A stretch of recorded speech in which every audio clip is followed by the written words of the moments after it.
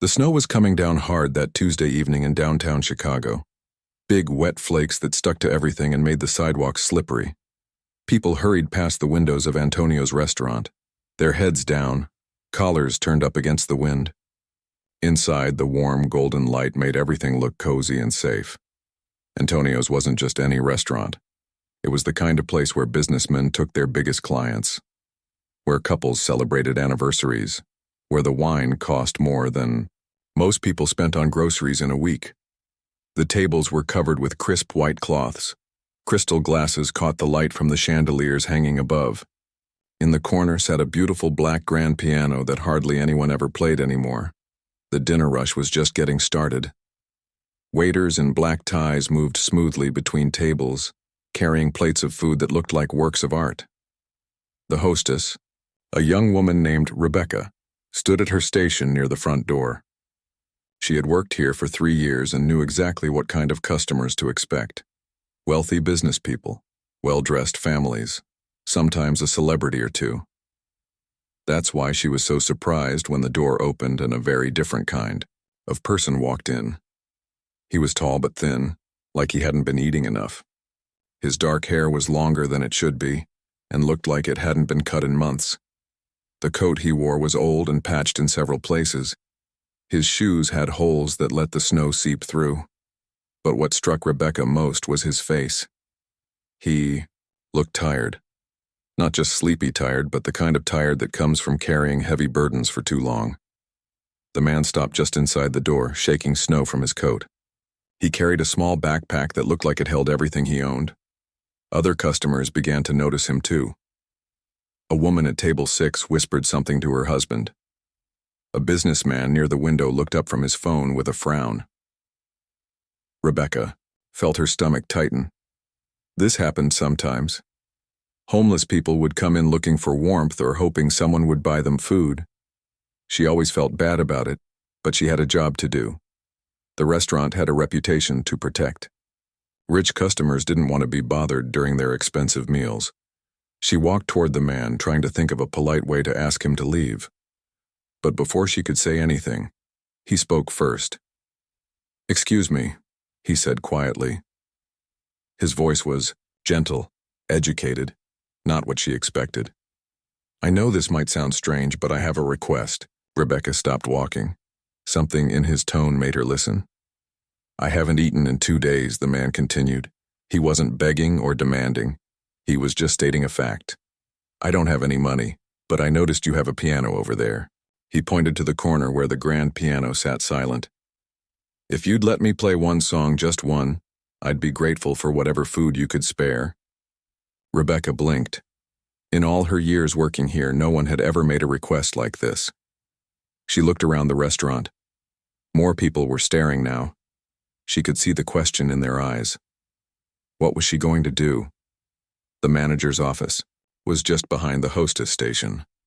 Rebecca could see Linda, the evening manager, working at her desk through the glass door.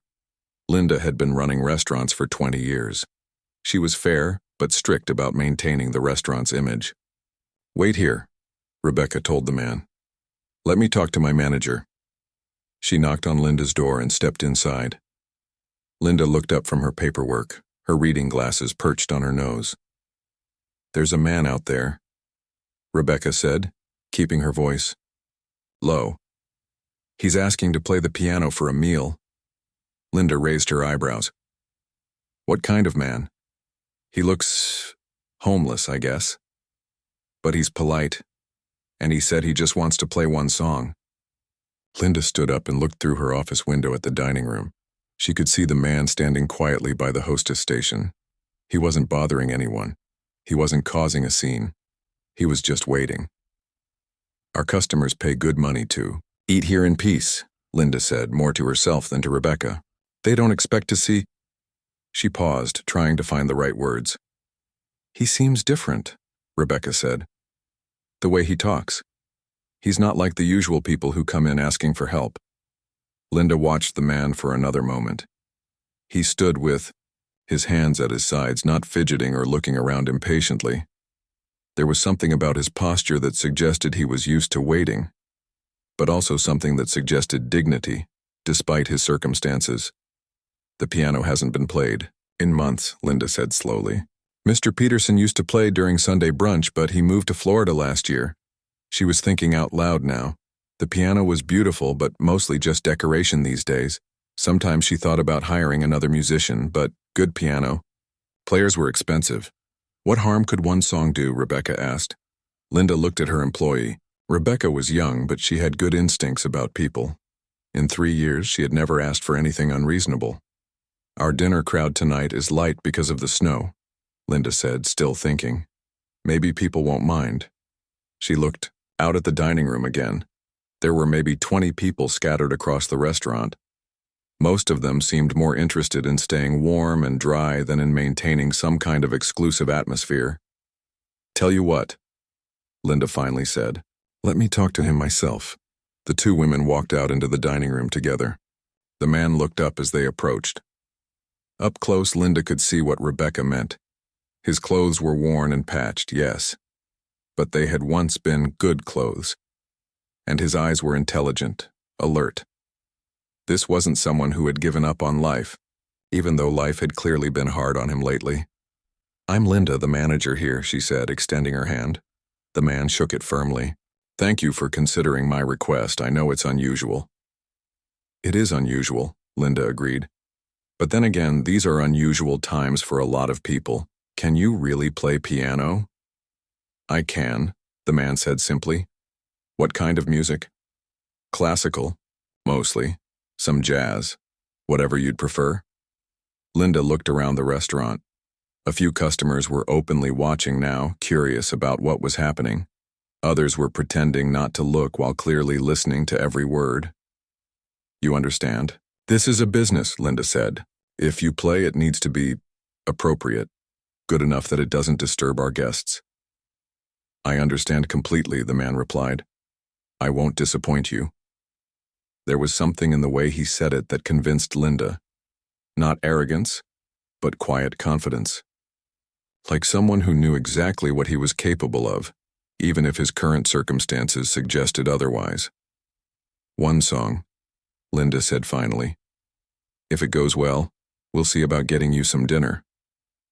That's all I ask, the man said. He walked slowly toward the piano, and Linda noticed that despite his worn-out appearance, he moved with a certain grace, like someone who was used to being watched, used to performing. The conversations in the restaurant had grown quieter. People were definitely paying attention now. Linda saw Mrs. Chen at table 12 lean forward in her chair, Mr. Rodriguez near. The window had stopped cutting his steak and was looking toward the piano. The man reached the piano bench and set his small backpack on the floor beside it. He lifted the lid that covered the keys, and Linda heard a soft sigh escape from him, like someone greeting an old friend after a long separation. He sat down on the bench and adjusted its height slightly. His hands hovered over the keys for a moment, not quite touching them. Linda wondered if he was having second thoughts. Maybe he was nervous. It had been a long time since anyone had played this piano, and now he had an audience of strangers watching his every move. But then his hands settled onto the keys, and Linda knew immediately that they had made the right decision. The first notes were soft, gentle. Something classical that Linda didn't recognize but that sounded beautiful. The man's fingers moved across the keys with the kind of smooth confidence that only comes from years of practice. Serious practice. Professional practice. Within seconds, every conversation in the restaurant had stopped. Forks were set down on plates. Wine glasses were forgotten halfway to lips. Even the kitchen staff began to emerge from the back, drawn by the music. This wasn't just someone who could play piano. This was someone who had devoted his life to it. The music filled every corner of the restaurant, rich and full and absolutely perfect. Linda felt goosebumps rise on her arms. She looked around at her customers. Mrs. Chen had tears in her eyes. Mr. Rodriguez was sitting perfectly still, his dinner forgotten. A young couple at table 8 were holding hands and staring at the piano, like they couldn't believe what they were hearing. The piece the man was playing was complex, challenging. His left hand danced across the lower keys while his right hand carried the melody higher up, but he made it look effortless, like breathing, like this was what he was born to do. Linda realized she was holding her breath. In 20 years of managing restaurants, she had never seen anything like this. The entire dining room had been transformed. The expensive meals, the crystal glasses, the white tablecloths, none of that mattered anymore. Everyone was focused on the music, on this unexpected gift they were receiving from a stranger who had walked in from the cold.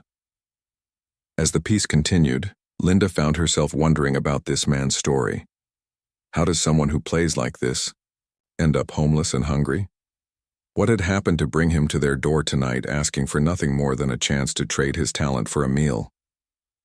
The music continued to flow from the piano like water from a mountain spring, pure, clear, and seemingly endless. The man's fingers moved across the keys with a grace that spoke of thousands of hours of practice, of a lifetime dedicated to this craft. Linda watched from her position near the hostess station, amazed at what was unfolding in her restaurant.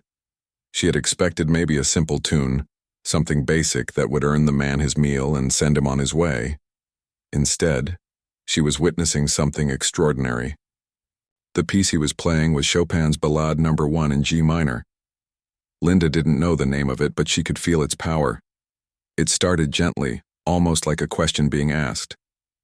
The melody wandered and explored, sometimes confident, sometimes uncertain, but always beautiful. At table 6, Mrs. Patterson set down her fork and forgot entirely about her salmon. She had studied piano as a child, before life and marriage and children had pulled her in other directions. She knew enough about music to recognize that what she was hearing was exceptional. This wasn't just someone playing notes on a page. This was someone telling a story, painting pictures with sound. The young man's technique was flawless. His left hand provided a steady foundation while his right hand sang the melody. But it was more than just technical skill. There was emotion in every phrase, feeling in every chord. Happy moments that made her want to smile, sad passages that tugged at her heart. Near the kitchen, Carlos the head chef stood with a wooden spoon still in his hand, sauce dripping onto the floor without him noticing. He had been cooking for 30 years and he understood what it meant to be truly good at something. To have spent so much time perfecting a craft that it became part of you. That's what he was witnessing now. The music grew more complex as the piece developed. The man's hands moved independently, each one carrying different melodies that wove together like threads in a tapestry. Sometimes they played in harmony, supporting each other. Other times they seemed to have conversations, one hand asking a question that the other would answer. Rebecca watched from the front of the restaurant, her duties as hostess completely forgotten. A few late customers had come in from the snow, but she barely noticed them. They stood quietly by the door, unwilling to interrupt what was happening. The piece reached a section that was fast and dramatic. The man's fingers flew across the keys, hitting every note with precision despite the incredible speed. Linda could see the concentration on his face now, the way his eyes stayed focused on some point beyond the piano. He wasn't just playing the music, he was living it. At table 12, Dr. Williams leaned forward in his chair. He was a surgeon, someone who understood the value of skilled hands. He watched the pianist's fingers with professional interest, noting the economy of movement, the way each finger seemed to know exactly where to go. But more than that, he could hear the musicality, the way this man made the piano sing. The fast section gave way to something slower, more reflective. It was like the musical equivalent of someone stopping to catch their breath after running, then continuing on with renewed purpose. The melody became contemplative, almost questioning. Behind the bar, James the bartender had stopped washing glasses. He was a jazz musician himself, playing guitar in clubs around the city on weekends. He knew good music when he heard it, and this was definitely good music. More than good. This was the kind of playing that reminded him why he had fallen in love with music in the first place. The man at the piano seemed completely absorbed in what he was doing. His body swayed slightly with the rhythm, his head nodded with certain phrases. Linda could see that this wasn't work for him, despite his desperate circumstances. This was joy. This was what he was meant to do. The customers in the restaurant had become an accidental audience. People who had come for dinner and wine were, instead, receiving a private concert from someone who could have played in any concert hall in the world. The contrast was striking. This elegant music being performed by someone whose coat was held together with tape, whose shoes had holes that let in the cold. Mrs. Chen at table 8 felt tears beginning to form in her eyes. The music was beautiful, yes, but there was something more.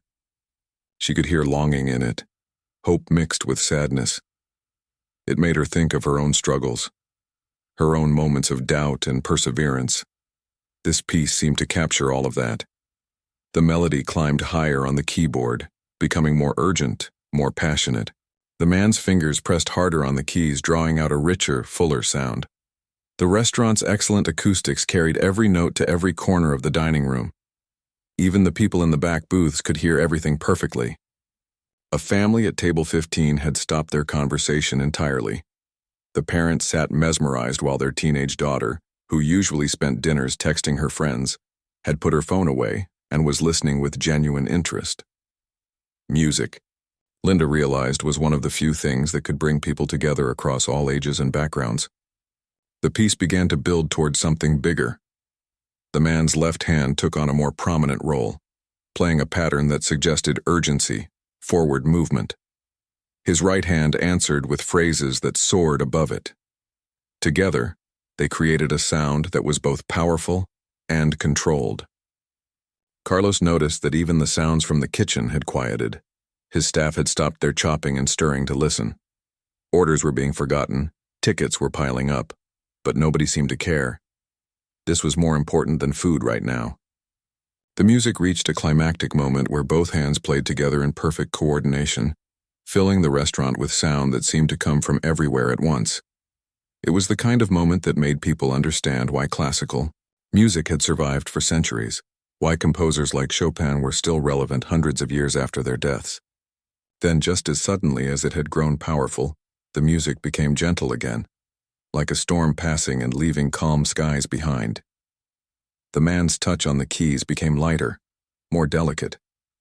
The melody wandered through quieter territory, sometimes barely audible, making everyone lean in to hear. This softer section was just as impressive as the dramatic parts, Linda thought.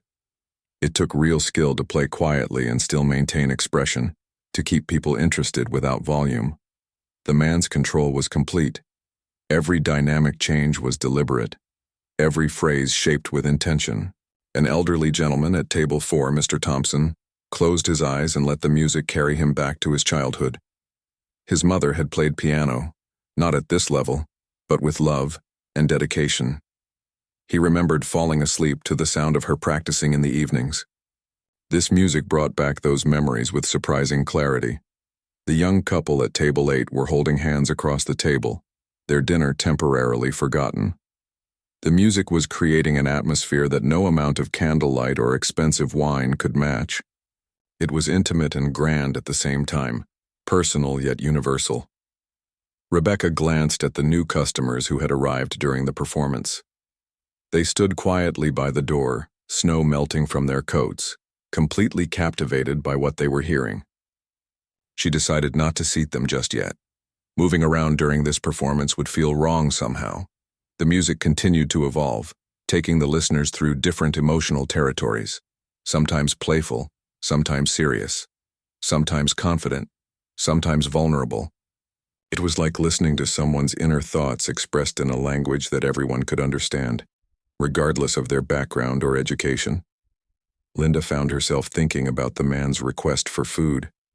Here was someone creating something beautiful, something valuable, something that was enriching the lives of everyone in the restaurant, and all he wanted in return was a meal. It seemed like such a small thing to ask for such a generous gift. The piece moved into its final section, and Linda could sense that something special was coming. The man's playing became even more focused, if that was possible. His entire being seemed concentrated on these last few minutes of music. The melody returned to themes from earlier in the piece, but transformed somehow, like meeting an old friend who had grown wiser with experience. The man's interpretation brought out nuances that spoke of deep understanding, not just of the music, but of life itself. As the piece began to wind down, Everyone in the restaurant seemed to realize that this magical interlude was coming to an end. People sat very still, not wanting to break the spell, not wanting to miss a single note of what might be the most beautiful thing they would hear all year. The final notes approached like the end of a perfect day, inevitable but somehow too soon. The final notes of the Chopin piece hung in the air for a long moment before slowly fading away. The man's hands remained on the keys for a few seconds, as if he wasn't quite ready to let go of the music. Then he lifted them and placed them in his lap. His head bowed slightly. The silence that followed was profound. Not the uncomfortable silence of an awkward moment, but the reverent quiet that follows something sacred. Every person in the restaurant seemed to be holding their breath, processing what they had just experienced. Then, like a dam breaking, the applause began.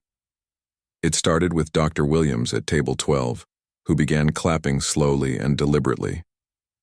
Within seconds, everyone else joined in. The sound filled the restaurant as thoroughly as the music had moments before. People weren't just being polite. They were genuinely moved, genuinely grateful for what they had witnessed. The man at the piano looked up, surprised by the intensity of the response. His cheeks flushed slightly, and he gave a small nod of acknowledgement.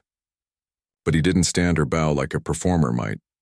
He seemed almost overwhelmed by the reaction. Linda started walking toward the piano, ready to fulfill her part of the bargain. A meal for beautiful music seemed like the best deal she had ever made as a restaurant manager. But before she could reach him, something unexpected happened. An elderly woman at table 3 stood up abruptly, her chair scraping against the floor. Her name was Helen Winters, and she was in her 70s with silver hair and keen blue eyes.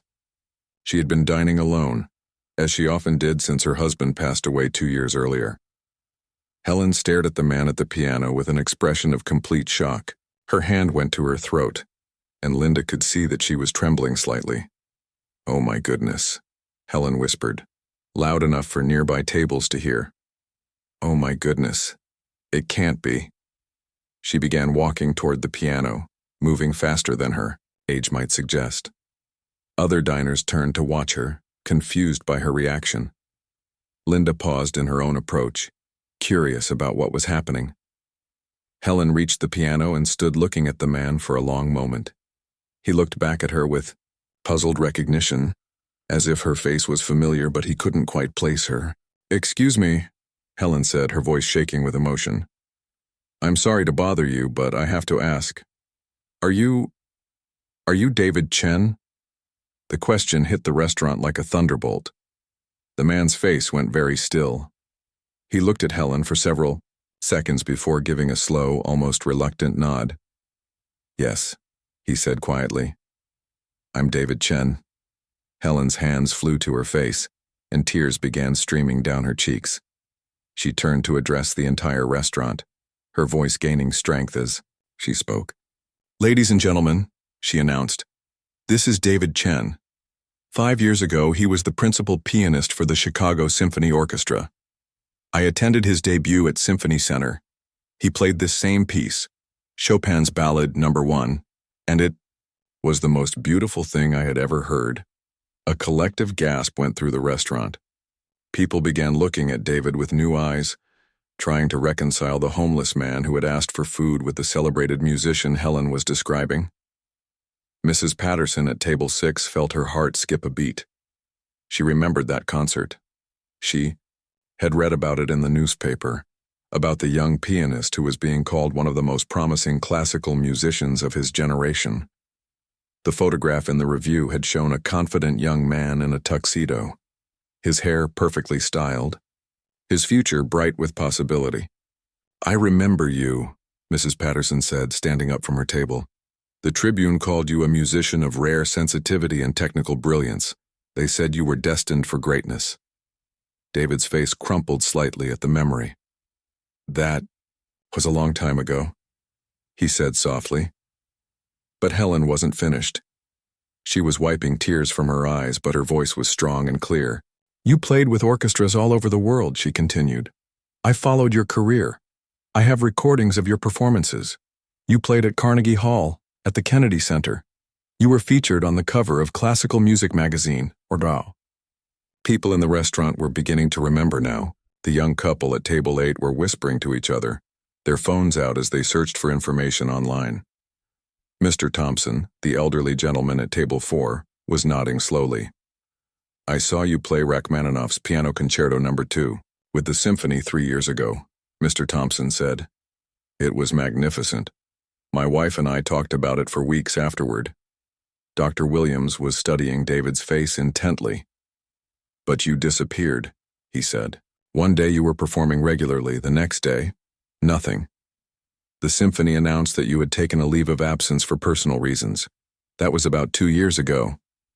The weight of recognition was settling over the restaurant like a heavy blanket.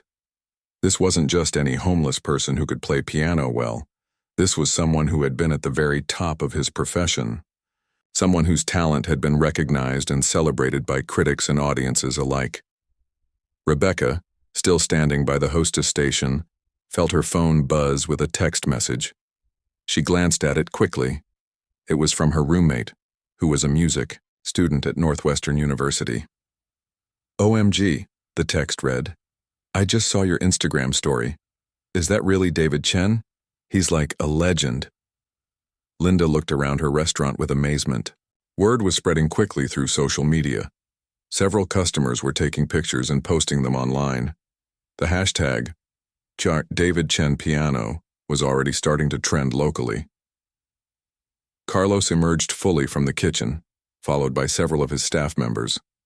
I remember reading about you in the Sun-Times, he said to David. There was an article about young classical musicians making their mark in Chicago. You were the first one they profiled. David sat quietly on the piano bench, overwhelmed by the recognition.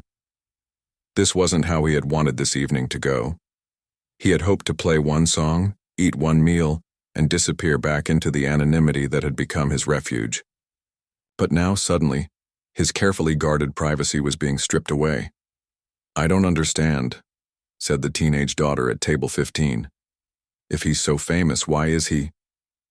She gestured vaguely at David's worn clothing, not wanting to finish the sentence. It was the question everyone was thinking, but no one wanted to ask directly. How does someone go from playing at Carnegie Hall to asking for food in exchange for a performance? Helen seemed to understand David's discomfort. She moved closer to the piano bench and spoke more quietly, though her words were still audible to much of the restaurant. What happened? She asked gently. We all wondered when you stopped performing. There were rumors, but nothing concrete. You just vanished. David looked down at his hands, still resting on the piano keys. For a moment, Linda thought he might not answer. The restaurant waited in silence, giving him space to decide whether he wanted to share his story. When he finally spoke, his voice was barely above a whisper. My family, he said. I lost my family. The simple words carried enormous weight. Helen's expression immediately softened with understanding and sympathy. I'm so sorry, she said. Car accident, David continued, still not looking up.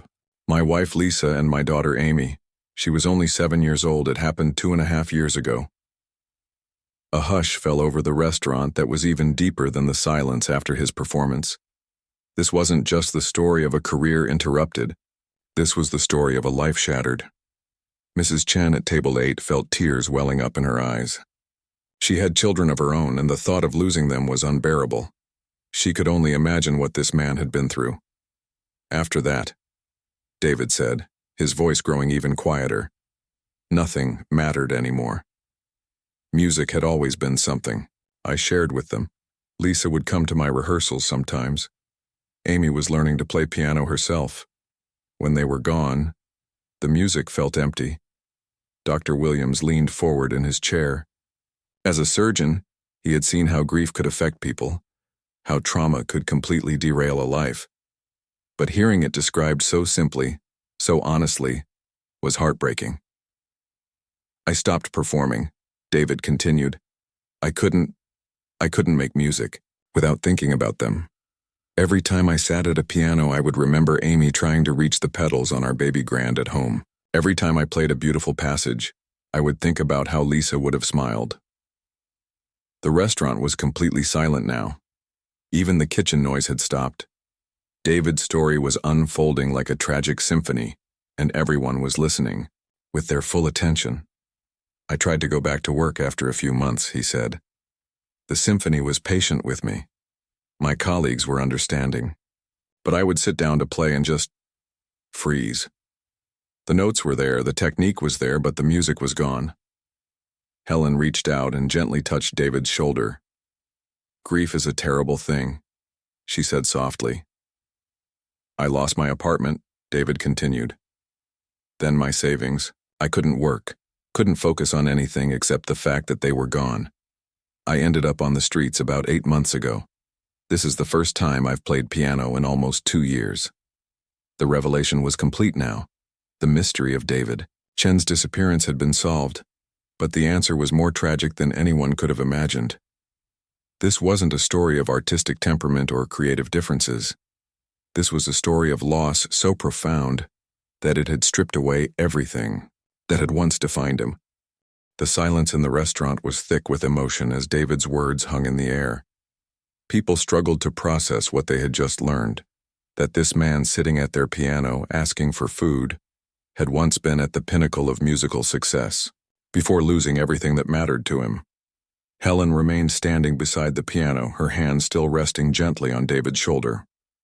She could see the pain in his eyes, the weight he carried with every breath. As someone who had lost her own husband, she understood something about grief, but she couldn't imagine losing a child as well. Tell us about them, she said softly, about your family. David looked up at her, surprised by the request. For so long, talking about Lisa and Amy had been too painful. But something about this moment, about the kindness he saw in the faces around him, made him want to share their memory. Lisa was a teacher, he began, his voice stronger now. 3rd grade. She had this way of making every kid in her class feel special. She would stay after school to help the ones who were struggling, and she would challenge the ones who needed more. She loved children more than anything. Mrs. Patterson at table 6 smiled through her tears. She had been a teacher herself for many years, and she knew the type of person David was describing. Someone who went into education not for the money or the schedule, but because they genuinely cared about making a difference.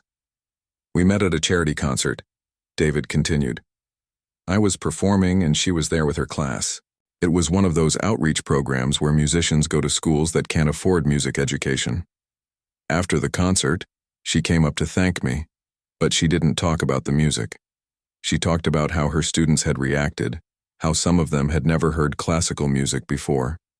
He paused, lost in the memory. The restaurant remained completely quiet, giving him space to remember. She was so passionate about giving her kids experiences they wouldn't get otherwise. We started dating, and every time I had a concert, she would find a way to bring some of her students. She said music could change their lives the way it had changed mine. Dr. Williams found himself thinking about his own wife, about the things that had drawn him to her. It was rarely the obvious things, but the deeper qualities: compassion, dedication, the way someone cared about others. Amy was born 3 years after we married, David said, and his voice became even softer when he spoke his daughter's name. She was this tiny, perfect little person who seemed to understand music from the moment she could hear it. When I would practice at home, she would sit on the floor next to the piano and just listen. She never cried when I played, never got restless. She would just sit there with this serious expression, like she was studying every note. The young couple at table 8 exchanged a look. They had been talking about having children someday, and hearing David describe his daughter with such love made that future feel both more appealing and more precious. By the time she was 5, she was asking to learn piano herself, David continued. Lisa and I didn't want to push her, but she was so insistent. We got her a small keyboard to start with, and she would spend hours on it. She had this natural sense of rhythm, of melody. Her little fingers could barely reach the keys, but she would try to play the pieces she heard me practicing. Carlos, who had been listening from near the kitchen, thought about his own daughter, who was about the same age Amy would have been. The idea of losing her was incomprehensible. She was going to be a better pianist than me, David said with a sad smile. I could tell already. She had something I had to work for. This instinctive understanding of how music should feel. When she played, even simple pieces, there was emotion in it. Real emotion. Rebecca wiped away a tear. She was young, not much older than Amy would be now, and hearing about a life cut so short made her think about her own future, about all the possibilities that could be taken away in an instant. The accident happened on a Tuesday evening in March, David said, his voice becoming more distant. They were coming to pick me up from rehearsal. The symphony had been preparing for a European tour and I had been working late. Lisa had Amy with her because her babysitter was sick. The restaurant held its collective breath. Everyone knew what was coming, but that didn't make it easier to hear. A drunk driver ran a red light, David said simply. Hit them head on. They both died instantly. The police said they probably didn't feel any pain. The words fell like stones into still water, sending ripples of shock and sorrow through the room. Even though people had known this story was coming, hearing the details made it real in a way that was almost unbearable. I was waiting outside the symphony hall when the police came, David continued. I remember thinking they must have the wrong person. Things like that didn't happen to people like us. We were careful. We wore seatbelts. We lived good lives. Mr. Thompson, the elderly gentleman at table 4, closed his eyes. He had served in the military and had delivered news like this to families himself. He knew how it felt to watch someone's world collapse in real time. The funeral was... I don't remember much of it, David said. There were so many people, Lisa's students, their families, teachers from her school, musicians from the symphony. Everyone loved them. Everyone had stories about how kind they were, how much joy they brought to people's lives. Helen squeezed his shoulder gently. She remembered her husband's funeral, the strange mix of comfort and pain that came from hearing how much he had meant to others. After that, I tried to keep going, David said. Everyone told me that's what Lisa and Amy would have wanted. The symphony gave me time off, but they kept my position open. My friends and colleagues were incredibly supportive. Everyone wanted to help. Linda, who had been standing nearby throughout this conversation, found herself thinking about her own life, about how she sometimes took ordinary moments for granted. The idea that everything could change in an instant was terrifying. But I couldn't do it, David admitted. Every time I sat down at a piano, all I could think about was Amy trying to reach the pedals on our piano at home. Every beautiful passage reminded me of the way Lisa would close her eyes and smile when I played for her. Music had been the center of our family, and without them, it felt meaningless. The teenage girl at table 15 who had put her phone away earlier to listen to the music was crying openly now. She had never experienced loss like this, but she could imagine how it would feel to have the thing you loved most become a source of pain instead of joy. I tried to go back to work after 6 months, David said. The conductor was patient, my colleagues were understanding. But when I would sit down to perform, my hands would start shaking. I would look out at the audience and imagine Lisa and Amy in their usual seats, but they weren't there. They would never be there again. Dr. Williams nodded slowly. As a medical professional, he had seen how trauma could manifest physically, how emotional pain could become physical symptoms. What David was describing was classic post-traumatic stress, complicated by profound grief. I started missing rehearsals, David continued, then concerts. The symphony tried to work with me, suggested counseling, offered to reduce my schedule, but nothing helped. I couldn't concentrate on anything except the fact that they were gone. James, the bartender who was also a musician, understood something about the relationship between emotion and performance. Music required vulnerability, openness. When that vulnerability became a source of pain instead of strength, it could be impossible to access. I lost my job after a year, David said, not because they fired me, but because I couldn't fulfill my obligations. I was letting down my colleagues, disappointing audiences. I resigned rather than continue to fail everyone who depended on me. The family at table 15 exchanged worried looks. They were successful people who had always believed that with enough effort and determination, any problem could be solved. But this story was showing them that some losses were so profound that all the willpower in the world couldn't overcome them. After that, everything else started falling apart, David said. I couldn't pay rent without my salary. I had some savings, but they ran out quickly. I tried to give private lessons, but I couldn't be around music without breaking down. I sold our piano, our furniture, anything of value. Mrs. Chen thought about her own home, about the objects that held memories and meaning. The idea of having to sell those things, of watching your life disappear piece by piece, was heartbreaking. I ended up in a shelter for a while, David said. The people there were kind, but I couldn't stay. I kept thinking about Amy, about how scared she would be in a place like that. It felt wrong to accept help when she couldn't.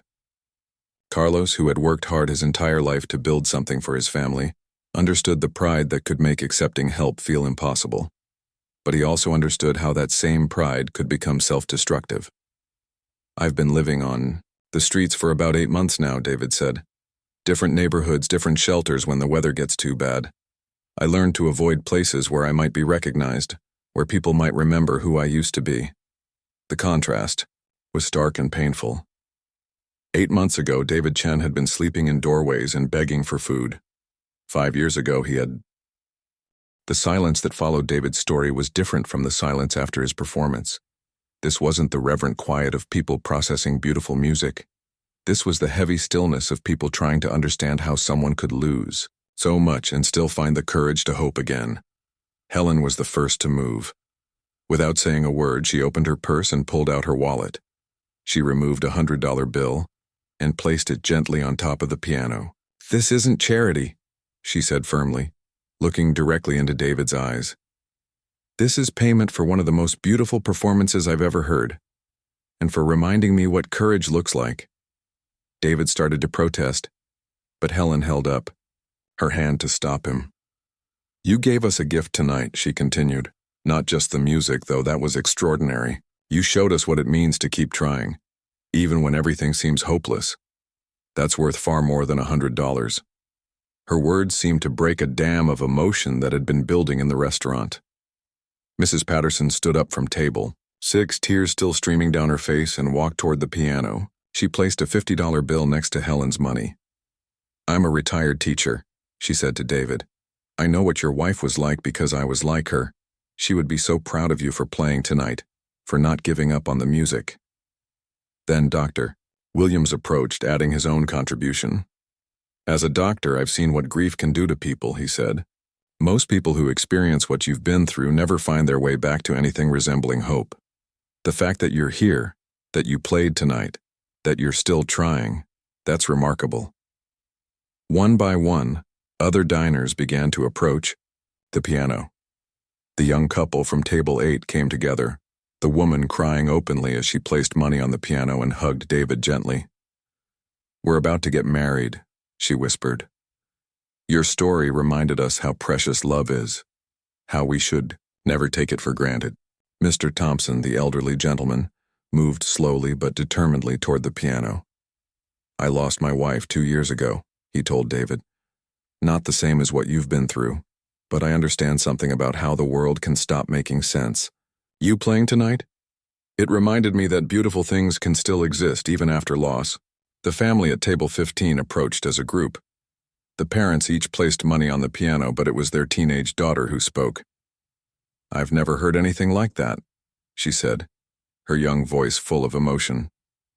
"The music was beautiful, but your story, it made me realize how much I have to be grateful for." Carlos emerged from the kitchen, followed by his entire staff. Line cooks, dishwashers, servers. Everyone who worked at the restaurant had been touched by what they had witnessed.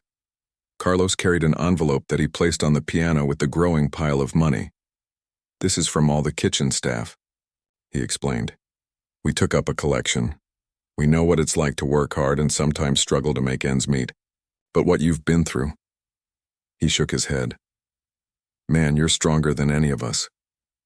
Rebecca, the hostess, added her own contribution along with a business card. "This is my card," she explained. "I want you to have my number.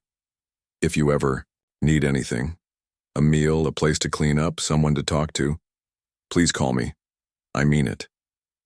James, the bartender and part-time musician, approached with both money and something else. "I play guitar at some clubs around the city," he said. "I know some people in the music scene. If you ever want to try performing again, even just small venues, I'd be honored to help you get back into it. No pressure, just when you're ready." Linda, the restaurant manager, had been watching this incredible outpouring with amazement. She had worked in restaurants for 20 years, but she had never seen anything like this. She approached David with an envelope of her own. "This is from the restaurant," she said. "But more than that, I want you to know you're welcome here, anytime. Not just to play, though, you're welcome to do that too. But if you need a meal, a place to warm up, whatever you need, this is your place now." As more people continued to approach the piano, adding money and offering words of encouragement, David sat in stunned silence. The pile of bills on the piano had grown substantial, far more money than he had seen in months. But more important than the money were the connections being offered, the kindness being extended, the recognition that he was still a person worthy of respect and care. A couple who had been dining quietly in the back booth approached with their contribution. "We'd like to pay for a hotel room for you tonight," the woman said. "Somewhere warm and safe where you can rest and think about what comes next." An older man who had identified himself as a music teacher earlier returned with a business card. "I run a small music school," he explained. "We have practice rooms that sit empty most evenings. If you want a place to play, to practice, to just be around music again, they're yours to use, no charge, no questions asked." The young mother from table 11, who had been dining with her own small daughter, approached with tears in her eyes. "Your Amy would be so proud of you," she said simply, "for surviving, for playing tonight, for showing all of us what real strength looks like." Even people who hadn't spoken during the evening were coming forward now. A businessman who had seemed completely absorbed in his phone earlier placed a significant amount of money on the piano and shook David's hand firmly. "I work in finance," he said. "I can help you with banking, with managing whatever money you've received tonight, with getting back on your feet financially. Here's my card." The outpouring continued for nearly 30 minutes. People offered not just money, but practical help. Phone numbers, business cards, invitations to dinner, offers of temporary housing, job leads, connections to social services, medical care, counseling resources. The piano became covered not just with cash, but with the building blocks of a new life. Throughout it all, David sat quietly, overwhelmed by the generosity and kindness of these strangers. He tried to thank each person individually, but often found himself too emotional to speak. These people didn't know him, had never heard of him before tonight, but they were treating him with a dignity and respect he had almost forgotten he deserved. Helen, who had started this incredible chain reaction, remained nearby throughout the evening. As the crowd around the piano finally began to thin, she sat down on the bench next to David. "You know," she said quietly, "I think Lisa and Amy would be amazed by what happened here tonight. Not just your playing, though that was transcendent, but this." She gestured to the money and cards scattered across the piano. "All these people who heard your story and decided to help. That's the kind of world they believed in, isn't it? The kind of world you helped create by raising Amy with love and by supporting Lisa's work with children." David nodded, unable to speak. "They're not gone, you know," Helen continued. "Not really. Every time you play music, they're there in the beauty of it. Every time someone shows kindness to a stranger, like what happened here tonight, they're there in that generosity. They live on in all the good things they inspired, all the love they shared." Linda approached with a bag of food from the kitchen. "This is what you originally asked for," she said with a smile. "One meal in exchange for one song, though I think we got the better end of that deal." David finally found his voice. "I don't know how to thank you all," he said, his words carrying across the now quiet restaurant. "When I walked in here tonight, I was just hoping for enough food to get through another day. Instead, you've given me something I thought I'd lost forever." "What's that?" Helen asked. "Hope," David said simply. "Hope that music can still matter. Hope that people can still surprise you with their kindness. Hope that maybe somehow I can find a way to live again without feeling guilty for surviving when they didn't. Rebecca, who had been counting the money discreetly, approached with a piece of paper. I don't want to embarrass you, she said quietly. But this is enough to get you settled somewhere safe for several months. And with all the job offers and connections people have given you tonight, you have real options for building something stable. David looked around the restaurant one more time. Most of the customers were preparing to leave, but they were moving slowly, reluctant to end this extraordinary evening. People were exchanging contact information, making plans to follow up, creating connections that extended far beyond this single night. There's one more thing, Linda said. She gestured to the piano. I meant what I said about you being welcome here anytime. But I'd like to make it official. Would you consider playing here regularly? Weekends, maybe. We'll pay you properly, of course. I think our customers would love to have live music again, and after tonight, she smiled. I think you'd bring something special to this place. David's hands moved to the piano keys one more time. He played a few gentle notes. Not a complete piece, just a simple melody that sounded like gratitude, like possibility, like the first tentative steps toward a new beginning. I'd like that, he said finally. I'd like that very much. As the evening came to an end and the last customers prepared to leave, David remained at the piano, surrounded by the evidence of an extraordinary night. Money and business cards and phone numbers, yes, but more than that. Proof that even in the darkest moments, human kindness could create miracles.